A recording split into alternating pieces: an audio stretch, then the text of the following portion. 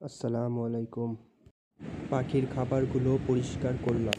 সপ্তাহে 2 দিন পাখির খাবার পরিষ্কার করার চেষ্টা করি। অনেক সময় দেখা যায় পাখির খাবারে অনেক ধুলাবালি থাকে, যার কারণে পাখি অসুস্থ হয়ে পড়ে। তাই পাখিকে সুস্থ রাখতে নিয়মিত পাখির খাবার পরিষ্কার রাখুন। তার পাশাপাশি পাখির পানি প্রতিদিন চেঞ্জ করুন। আর তার পাশাপাশি আবহাওয়ার কারণে অনেক পাখি অসুস্থ হয়ে যাচ্ছে, তাই পাখির রুমকে সবসময় শুকনো রাখার চেষ্টা করুন। দোয়া করি যেন সবার পাখি সুস্থভাবে থাকে। তাই পাখির প্রতি যত্ন নিন আর পাখিকে ভালোবাসুন।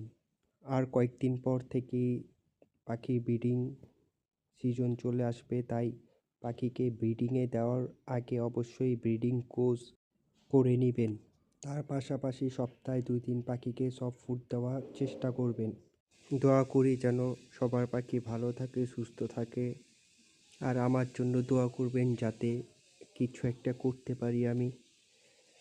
সামনে আরও বড় কিছু করার চেষ্টা করব ইনশাল্লাহ। সবাই দোয়া করবেন। আসসালামু আলাইকুম।